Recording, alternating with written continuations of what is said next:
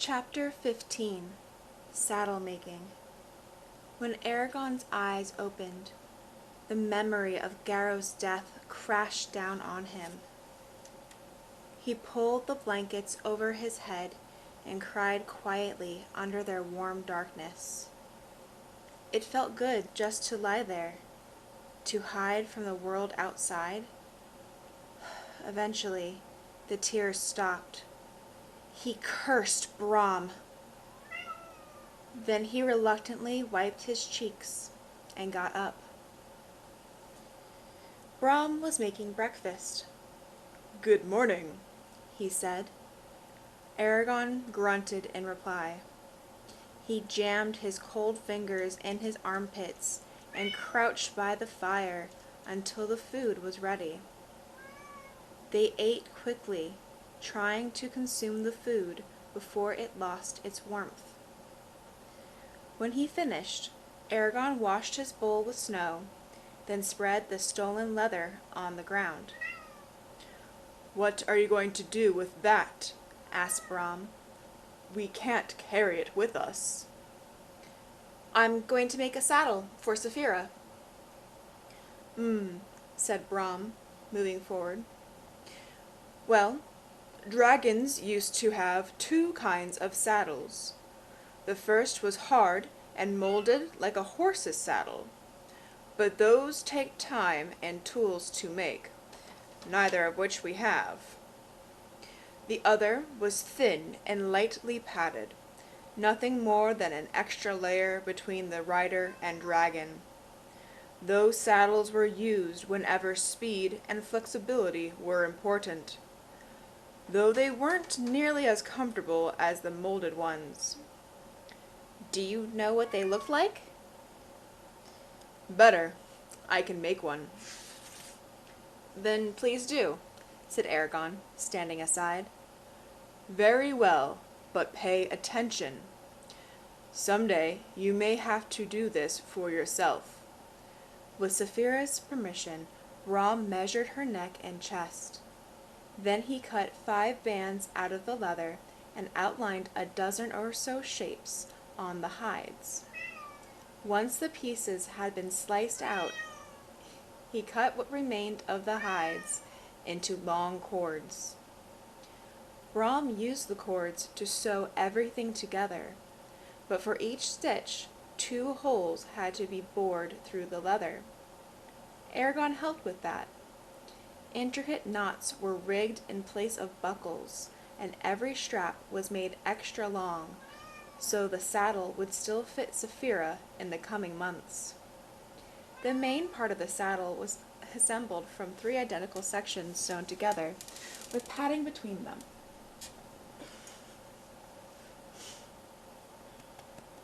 Attached to the front was a thick loop that would fit snugly around one of Saphira's neck spikes, while wide bands sewn on either side would wrap around her belly and tie underneath. Taking the place of stirrups were a series of loops running down both bands. Tightened, they would hold Eragon's legs in place.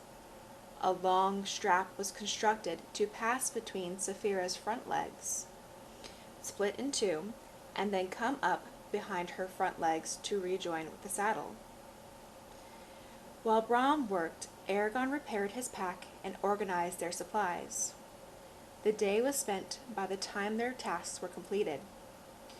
Weary from his labor, Brom put the saddle on Saphira and checked to see that the straps fit. He made a few small adjustments, then took it off, satisfied. "You did a good job," Eragon acknowledged grudgingly. Brom inclined his head. "One tries his best. It should serve you well. The leather's sturdy enough." "Aren't you going to try it out?" asked Saphira. "Maybe tomorrow," said Eragon, storing the saddle with his blankets. "It's too late now." In truth, he was not eager to fly again, not after the disastrous outcome of his last attempt. Dinner was made quickly. It tasted good, even though it was simple. While they ate, Brom looked over the fire at Eragon and asked, "Will we leave tomorrow?" "There isn't any reason to stay." "I suppose not." He shifted. "Eragon, I must apologize about how events have turned out. I never wished for this to happen. Your family did not deserve such a tragedy. If there were anything I could do to reverse it, I would. This is a terrible situation for all of us." Eragon sat in silence, avoiding Brom's gaze. Then Brom said, "We're going to need horses." "Maybe you do, but I have Saphira." Brom shook his head. "There isn't a horse alive that can outrun a flying dragon, and Saphira is too young to carry us both. Besides, it'll be safer if we stay together, and riding is faster than walking." "But that'll make it harder to catch the Razak," protested Eragon. "On Saphira, I could probably find them within a day or two. On horses, it'll take much longer, if it's even possible to overtake their lead on the ground." Brom said slowly, "That's a chance you'll have to take if I'm to accompany you." Eragon thought it over. "All right," he grumbled. "We'll get horses, but you will have to buy them. I don't have any money, and I don't want to steal again. It's wrong." "That depends on your point of view," corrected Brom with a slight smile. "Before you set out on this venture, remember that your enemies, the Razak, are the king's servants. They will be protected wherever they go. Laws do not stop them. In cities, they'll have access to abundant resources and willing servants. Also keep in mind that nothing is more important to Galbatorix than recruiting or killing you. The word of your existence probably hasn't reached him yet. The longer you evade the Razak, the more desperate he'll become. He'll know that every day you'll be growing stronger, and that each passing moment will give you another chance to join his enemies. You must be very careful, as you may easily turn from the hunter into the hunted." Eragon was subdued by the strong words. Pensive, he rolled a twig between his fingers. "Enough talk," said Brom. "It's late and my bones ache. We can say more tomorrow." Eragon nodded and banked the fire. Chapter 16. Theron's Ford.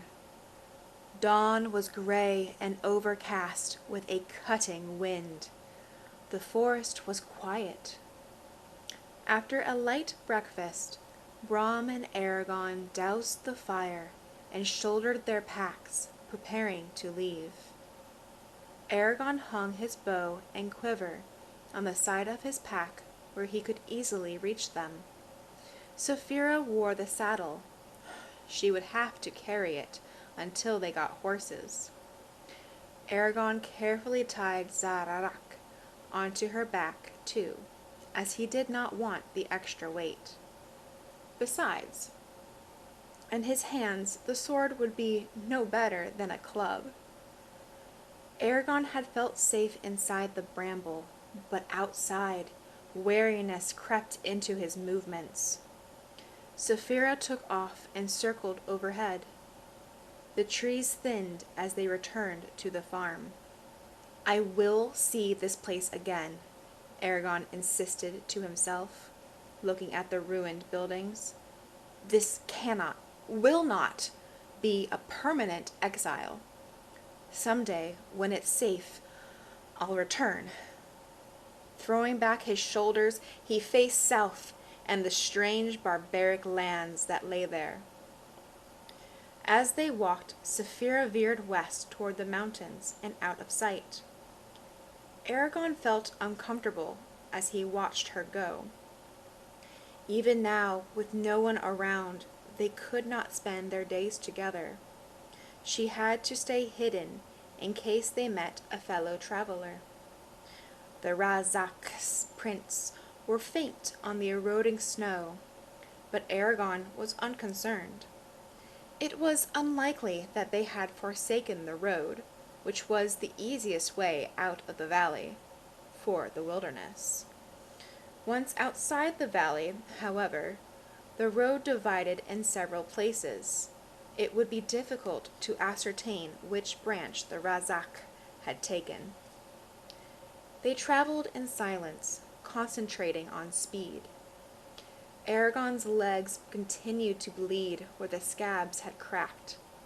To take his mind off the discomfort, he asked, "So, what exactly can dragons do? You said you knew something of their abilities." Brom laughed, his sapphire ring flashing in the air as he gestured. "Unfortunately, it's a pitiful amount compared to what I would like to know. Your question is one people have been trying to answer for centuries. So understand that what I tell you is by its very nature incomplete. Dragons have always been mysterious, though maybe not on purpose. Before I can truly answer your question, you need a basic education on the subject of dragons. It's hopelessly confusing to start in the middle of such a complex topic without understanding the foundation on which it stands. I'll begin with the life cycle of dragons, and if that doesn't wear you out, we can continue to another topic." Brom explained how dragons mate and what it took for their eggs to hatch. "You see," he said, "when a dragon lays an egg, the infant inside is ready to hatch. But it waits, sometimes for years, for the right circumstances. When dragons lived in the wild, those circumstances were usually dictated by the availability of food. However, once they formed an alliance with the elves, a certain number of their eggs, usually no more than 1 or 2, were given to the riders each year. These eggs, or rather the infants inside, wouldn't hatch until the person destined to be its rider came into their presence, though how they sensed that isn't known. People used to line up to touch the eggs, hoping that one of them might be picked." "Do you mean that Saphira might not have hatched for me?" asked Eragon. "Quite possibly, if she hadn't liked you." He felt honored that of all the people in Alagacia, she had chosen him. He wondered how long she had been waiting, then shuddered at the thought of being cramped inside an egg surrounded by darkness. Brom continued his lecture. He explained what and when dragons ate. A fully grown sedentary dragon could go for months without food, but in mating season they had to eat every week. Some plants could heal their sicknesses, while others would make them ill. There were various ways to care for their claws and clean their scales. He explained the techniques to use when attacking from a dragon, and what to do if you were fighting one, whether on foot, horseback, or with another dragon. Their bellies were armored. Their armpits were not. Eragon constantly interrupted to ask questions, and Brom seemed pleased by the inquiries. Hours passed unheeded as they talked. When evening came, they were near Theransford. As the sky darkened and they searched for a place to camp, Eragon asked, "Who was the rider that owned Zarak?" "A mighty warrior," said Brom, "who was once much feared in his time and held great power." "What was his name?" "I'll not say." Eragon protested, but Brom was firm. "I don't want to keep you ignorant. Far from it. But certain knowledge would only prove dangerous and distracting for you right now. There isn't any reason for me to trouble you with such things until you have the time and the power to deal with them. I only wish to protect you from those who would use you for evil." Eragon glared at him. "You know what? I think you just enjoy speaking in riddles. I've half a mind to leave you, so I don't have to be bothered with them. If you're going to say something, then say it, instead of dancing around with vague phrases." "Peace. All will be told in time," Brom said gently. Eragon grunted, unconvinced. They found a comfortable place to spend the night and set up camp. Saphira joined them as dinner was being set on the fire. "Did you have time to hunt for food?" asked Eragon. She snorted with amusement. "If the two of you were any slower, I would have time to fly across the sea and back without falling behind." "You don't have to be insulting. Besides, we'll go faster once we have horses." She let out a puff of smoke. "Maybe, but will it be enough to catch the Razak? They have a lead of several days and many leagues, and I'm afraid they may suspect we're following them. Why else would they have destroyed the farm in such a spectacular manner, unless they wished to provoke you into chasing them?" "I don't know," said Eragon, disturbed. Saphira curled up beside him, and he leaned against her belly, welcoming the warmth. Brom sat on the other side of the fire, whittling 2 long sticks. He suddenly threw one at Eragon, who grabbed it out of reflex as it whirled over the crackling flames. "Defend yourself!" barked Brom, standing. Eragon looked at the stick in his hand and saw that it was shaped in the crude likeness of a sword. Brom wanted to fight him? What chance did the old man stand? If he wants to play this game, so be it. But if he thinks he can beat me, he's in for a surprise. He rose as Brom circled the fire. They faced each other for a moment. Then Brom charged, swinging his stick. Eragon tried to block the attack, but was too slow. He yelped as Brom struck him on the ribs and stumbled backwards. Without thinking, he lunged forward, but Brom easily parried the blow. Eragon whipped the stick toward Brom's head, twisted at the last moment, and then tried to hit his side. The solid smack of wood striking wood resounded through the camp. "Improvisation! Good!" exclaimed Brom, his eyes gleaming. His arm moved in a blur, and there was an explosion of pain on the side of Eragon's head. He collapsed like an empty sack, dazed. A splash of cold water roused him to alertness, and he sat up, sputtering. His head was ringing, and there was dried blood on his face. Brom stood over him with a pan of melted snow water. "You didn't have to do that," said Eragon angrily, pushing himself up. He felt dizzy and unsteady. Brom arched an eyebrow. "Oh? A real enemy wouldn't soften his blows, and neither will I.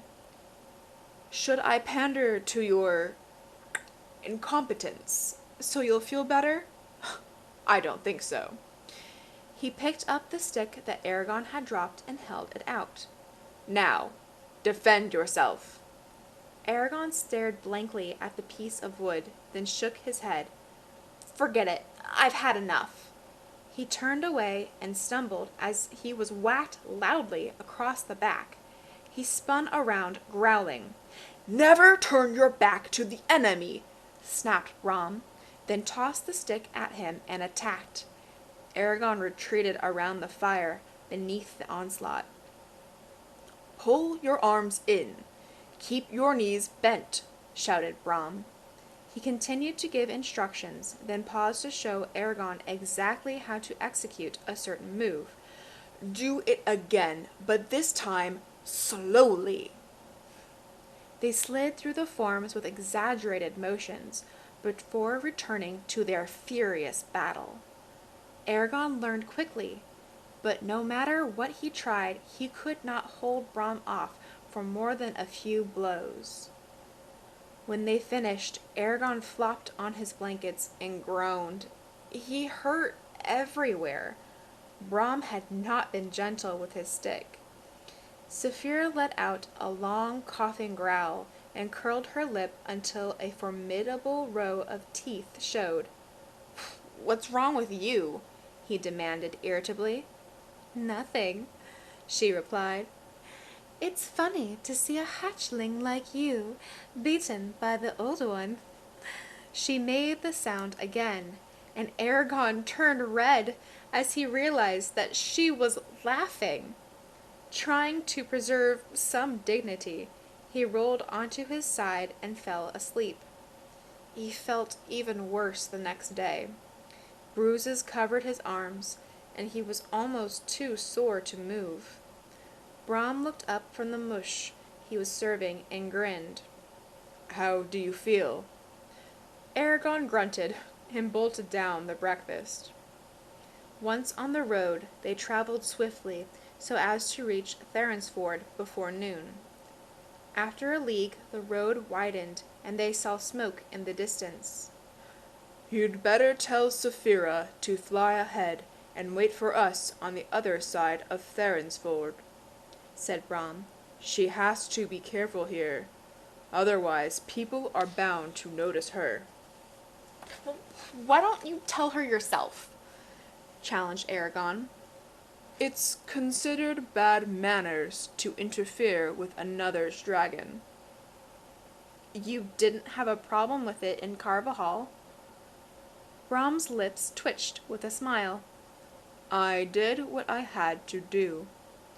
Eragon eyed him darkly, then relayed the instructions. Saphira warned, "Be careful. The Empire's servants could be hiding anywhere." As the ruts in the road deepened, Eragon noticed more footprints. Farms signaled their approach to Therinsford. The village was larger than Carvajal, but had been constructed haphazardly, the houses aligned in no particular order.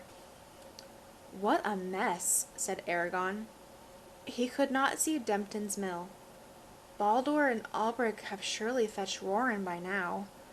Either way, Eragon had no wish to face his cousin.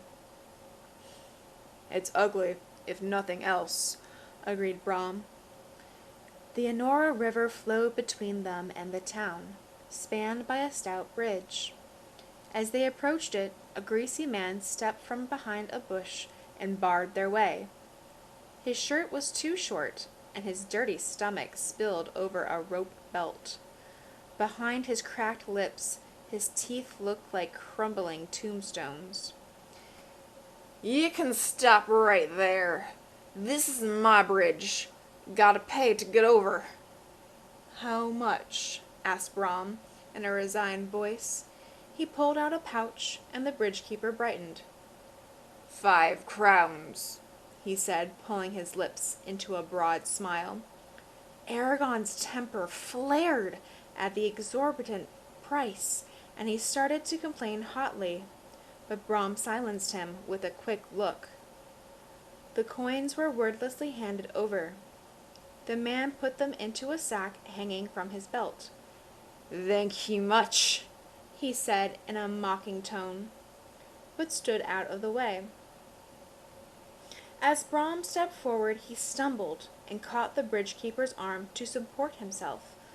"Watch your step," snarled the grimy man, sidling away. "Sorry," apologized Brom, and continued over the bridge with Eragon. "Why didn't you haggle? He skinned you alive!" exclaimed Eragon when they were out of earshot. "He probably doesn't even own the bridge. We could have pushed right past him." "Probably," agreed Brom. "Then why pay him?" "Because you can't argue with all the fools of the world.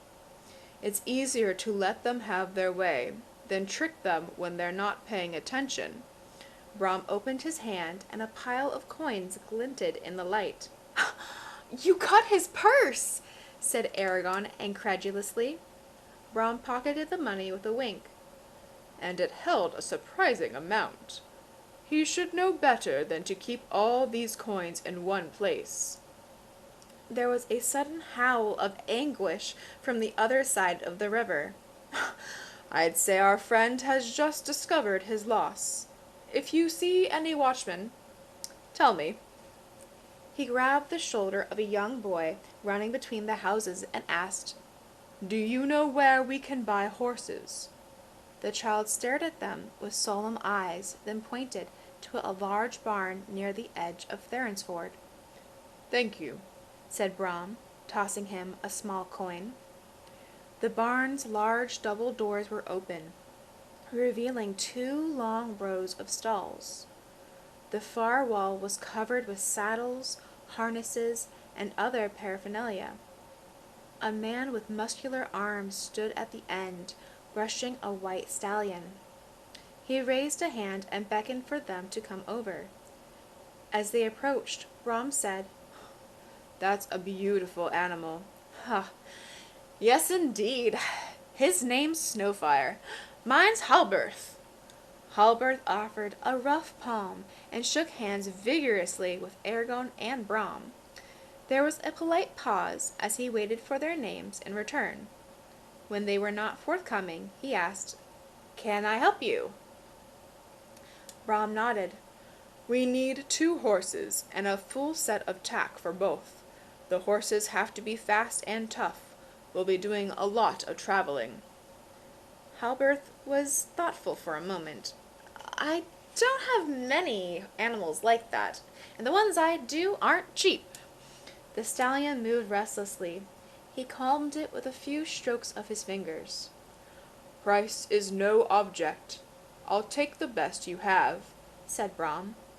Halberth nodded and silently tied the stallion to a stall.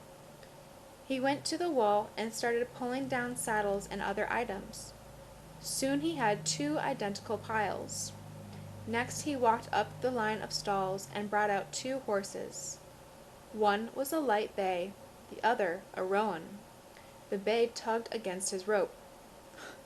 "He's a little spirited, but with a firm hand you won't have any problems," said Halberth, handing the bay's rope to Brom. Brom let the horse smell his hand, and it allowed him to rub its neck. "We'll take them," he said, then eyed the roan. "The other one, however, I'm not so sure of." "There are some good legs on him." What will you take for Snowfire?" Halberth looked fondly at the stallion. "I'd rather not sell him. He's the finest I've ever bred. I'm hoping to sire a whole line from him." "If you were willing to part with him, how much would all of this cost me?" asked Brom. Eragon tried to put his hand on the bay like Brom had, but it shied away. He automatically reached out with his mind to reassure the horse, stiffening with surprise as he touched the animal's consciousness. The contact was not clear or sharp like it was with Saphira, but he could communicate with the bay to a limited degree. Tentatively, he made it understand that he was a friend. The horse calmed and looked at him with liquid brown eyes. Halberth used his fingers to add up the price of the purchase. 200 crowns, and no less, he said with a smile, clearly confident that no one would pay that much. Brom silently opened his pouch and counted out the money. Will this do? He asked. There was a long silence as Halberth glanced between Snowfire and the coins.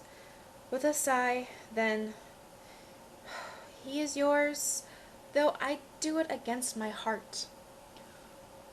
I will treat him as if he had been sired by Gilinthior, the greatest steed of legend, said Brom.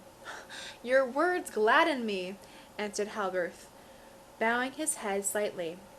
He helped them saddle the horses. When they were ready to leave, he said, Farewell, then. For the sake of Snowfire, I hope that misfortune does not befall you. Do not fear. I will guard him well, promised Brom as they departed. Here, he said, handing Snowfire's reins to Eragon. Go to the far side of Therinsford and wait there. Why? Asked Eragon. But Brom had already slipped away. Annoyed, he exited Therinsford with the 2 horses and stationed himself beside the road. To the south he saw the hazy outline of Utgard, sitting like a giant monolith at the end of the valley. Its peak pierced the clouds and rose out of sight, towering over the lesser mountains that surrounded it. Its dark, ominous look made Eragon's scalp tingle. Brom returned shortly and gestured for Eragon to follow. They walked until Therinsford was hidden by trees. Then Brom said, The Razak definitely passed this way. Apparently, they stopped here to pick up horses, as we did.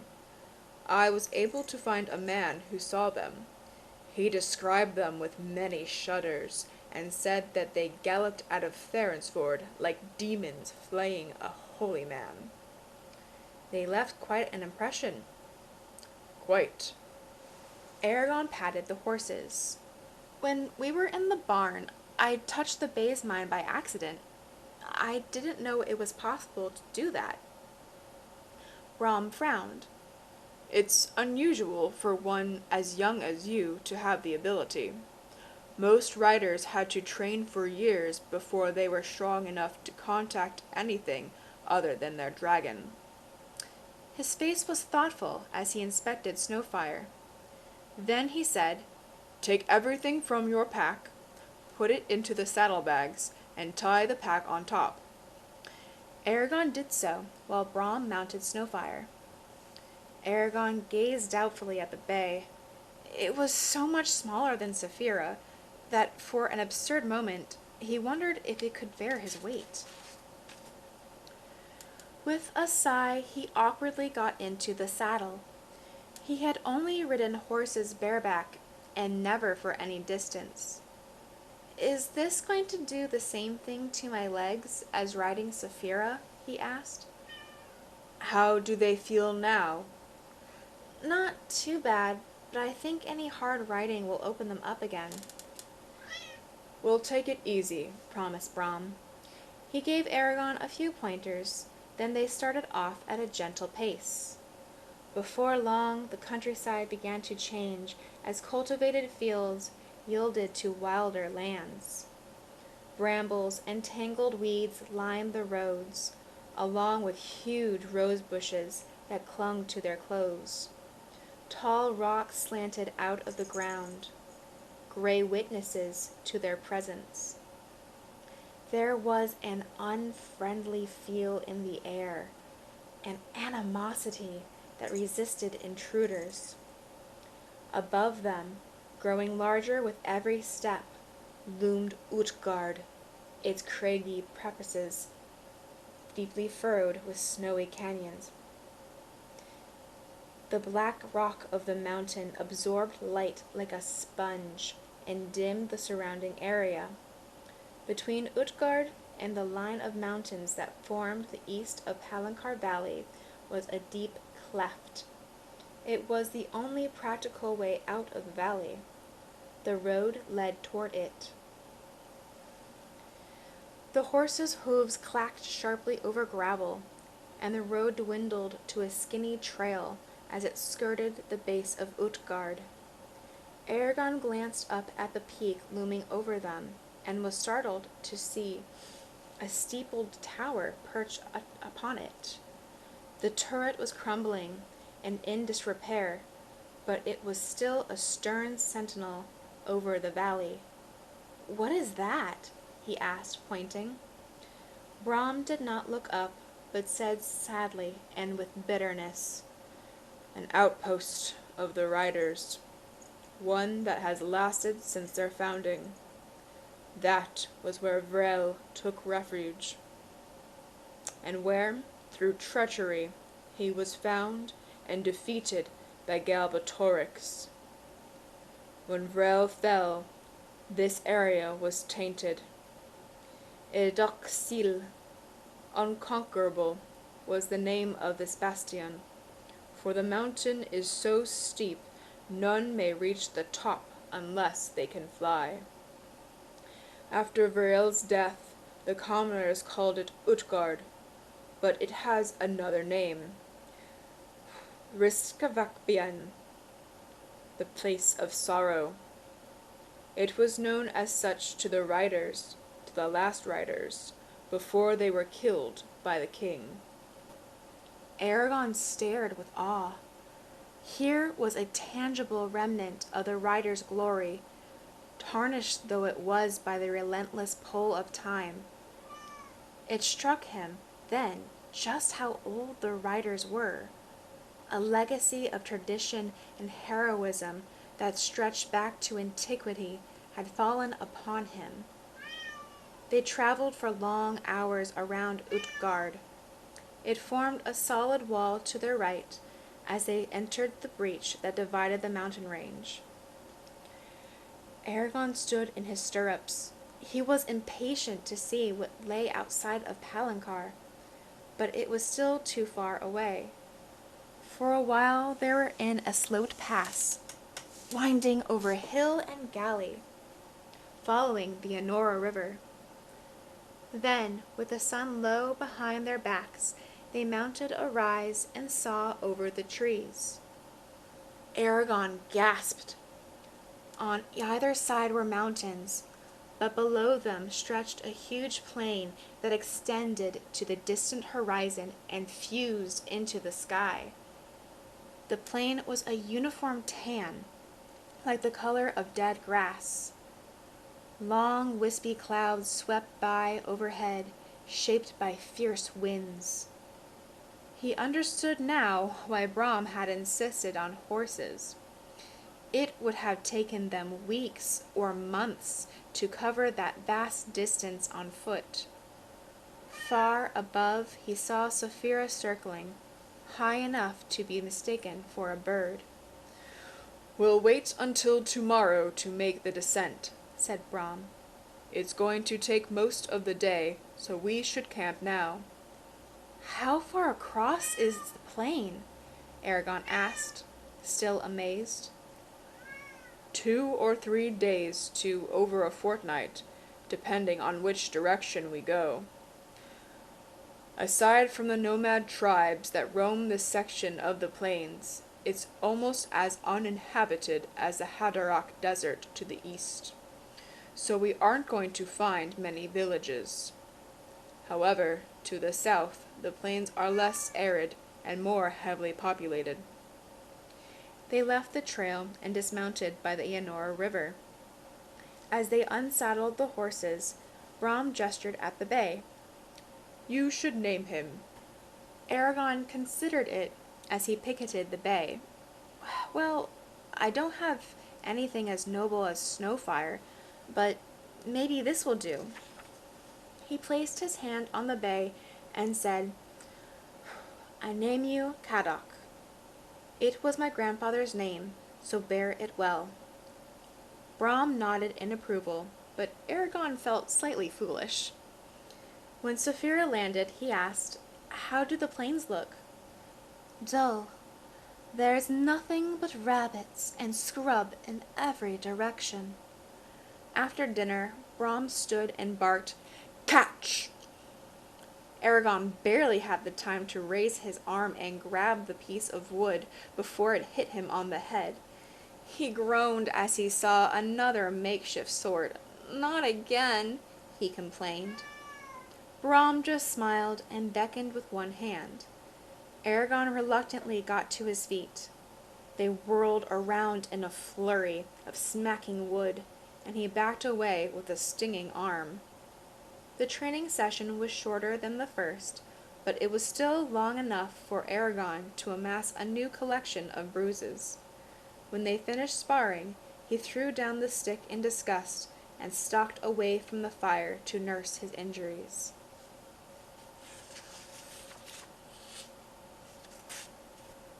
Chapter 17. Thunder roar and lightning crackle. The next morning, Eragon avoided bringing to mind any of the recent events. They were too painful for him to consider. Instead, he focused his energies on figuring out how to find and kill the Razak. "I'll do it with my bow," he decided, imagining how the cloaked figures would look with arrows sticking out of them. He had difficulty even standing up. His muscles cramped with the slightest movement, and one of his fingers was hot and swollen. When they were ready to leave, he mounted Kadok and said acidly, "If this keeps up, you're going to batter me to pieces." "I wouldn't push you so hard if I didn't think you were strong enough." "For once, I wouldn't mind being thought less of," muttered Eragon. Kadok pranced nervously as Saphira approached. Saphira eyed the horse with something close to disgust and said, "There's nowhere to hide in the plains, so I'm not going to bother trying to stay out of sight. I'll just fly above you from now on." She took off, and they began the steep descent. In many places, the trail all but disappeared, leaving them to find their own way down. At times, they had to dismount and leave the horses on foot, holding on to trees to keep from falling down the slope. The ground was scattered with loose rocks, which made the footing treacherous. The ordeal left them hot and irritable, despite the cold. They stopped to rest when they reached the bottom near midday. The Enora River veered to their left and flowed northward. A biting wind scoured the land, whipping them unmercifully. The soil was parched, and dirt flew into their eyes. It unnerved Eragon how flat everything was. The plains were unbroken by hummocks or mounds. He had lived his entire life surrounded by mountains and hills.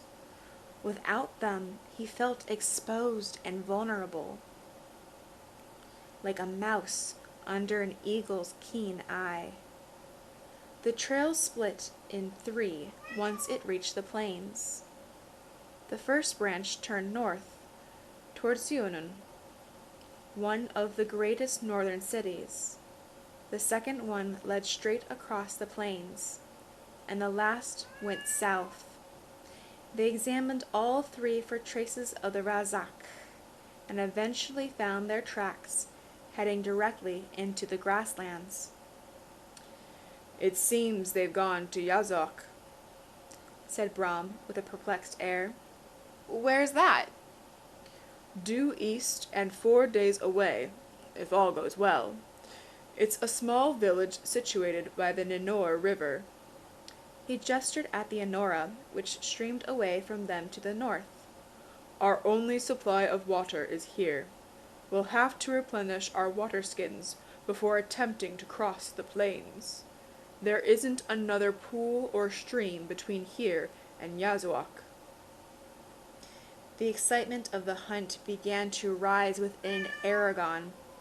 A few days, maybe less than a week, he would use his arrows to avenge Garrow's death, and then he refused to think about what might happen afterward. They filled the water skins, watered the horses, and drank as much as they could from the river. Saphira joined them and took several gulps of water. Fortified, they turned eastward and started across the plains. Eragon decided that it would be the wind that drove him crazy first. Everything that made him miserable, his chapped lips, parched tongue, and burning eyes, stemmed from it. The ceaseless gusting followed them throughout the day. Evening only strengthened the wind, instead of subduing it. Since there was no shelter, they were forced to camp in the open.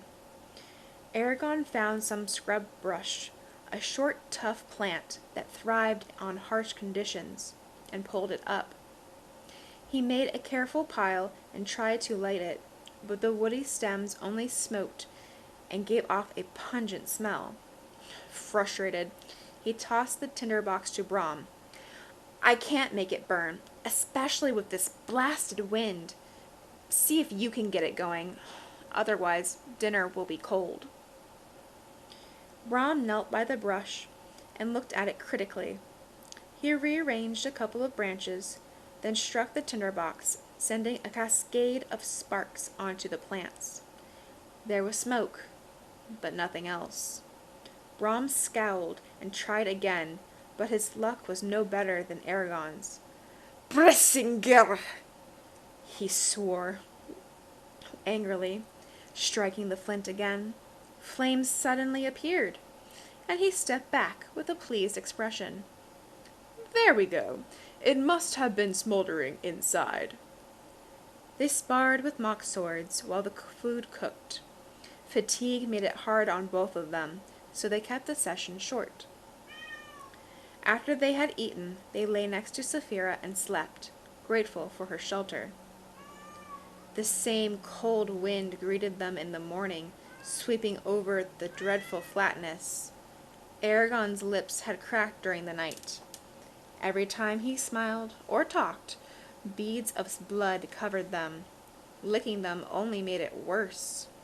It was the same for Brom. They let the horses drink sparingly from their supply of water before mounting them.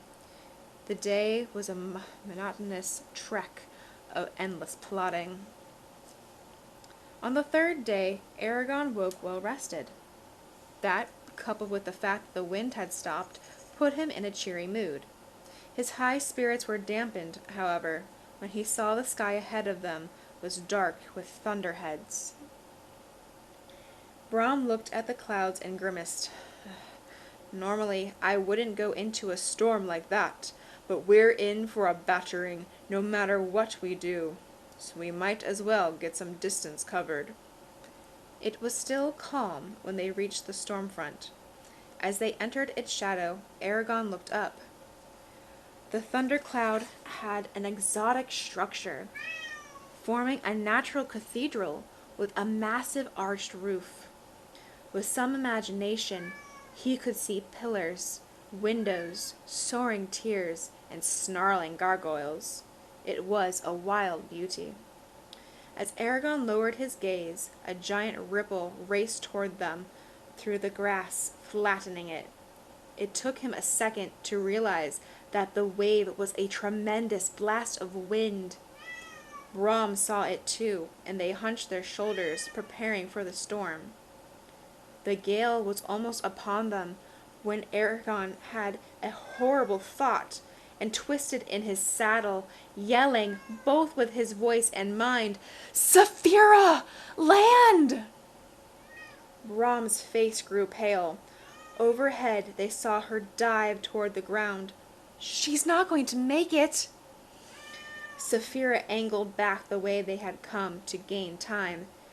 As they watched, the tempest's wrath struck them like a hammer blow. Eragon gasped for breath and clenched the saddle as a frenzied howling filled his ears. Caddock swayed and dug his hooves into the ground, manes snapping in the air. The wind tore at their clothes with invisible fingers, while the air darkened with billowing clouds of dust. Eragon squinted, searching for Saphira. He saw her land heavily, then crouch, clenching the ground with her talons.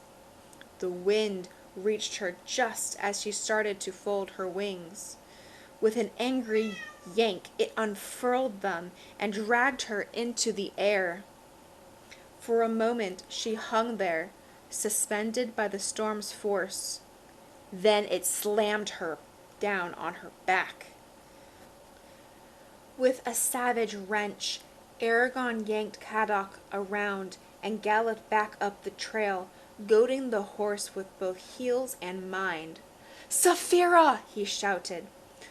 "Try to stay on the ground. I'm coming!" He felt a grim acknowledgment from her. As they neared Saphira, Caddock balked, so Eragon leapt down and ran toward her. His bow banged against his head. A strong gust pushed him off balance, and he flew forward, landing on his chest. He skidded, then got back up with a snarl, ignoring the deep scrapes in his skin. Saphira was only 3 yards away, but he could get no closer because of her flailing wings. She struggled to fold them against the overpowering gale. He rushed at her right wing, intending to hold it down, but the wind caught her, and she somersaulted over him. The spines on her back missed his head by inches. Saphira clawed at the ground, trying to stay down. Her wings began to lift again, but before they could flip her, Eragon threw himself at the left one. The wing crumpled in at the joints, and Saphira tucked it firmly against her body.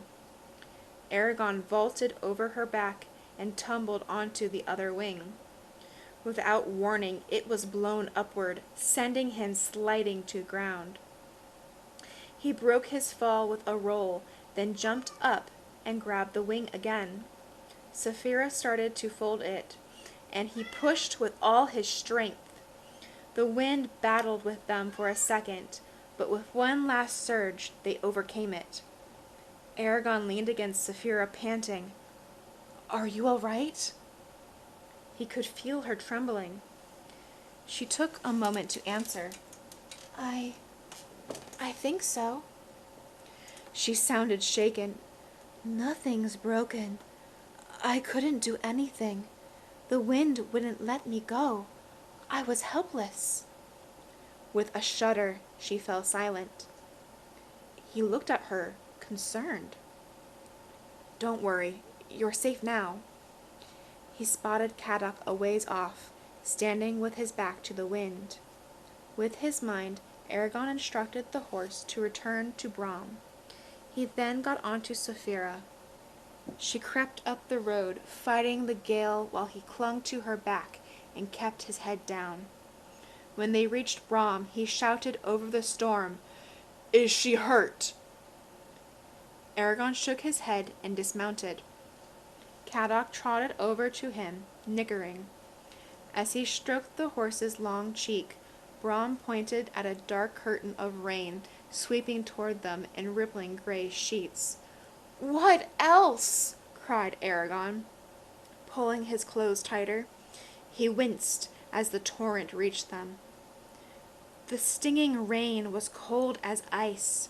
Before long, they were drenched and shivering. Lightning lanced through the sky, flickering in and out of existence.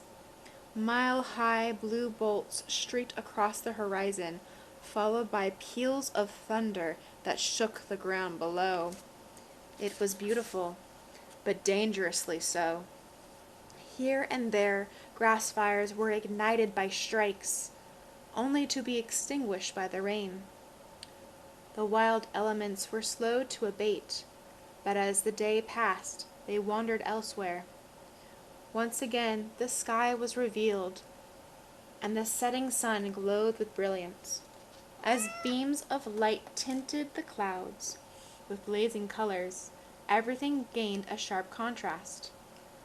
Brightly lit on one side, deeply shadowed on the other. Objects had a unique sense of mass. Grass stalks seemed sturdy as marble pillars. Ordinary things took on an unearthly beauty. Eragon felt as if he were sitting inside a painting. The rejuvenated earth smelled fresh, clearing their minds and raising their spirits. Saphira stretched, craning her neck, and roared happily. The horses skittered away from her, but Eragon and Brom smiled at her exuberance. Before the light faded, they stopped for the night in a shallow depression. Too exhausted to spar, they went straight to sleep.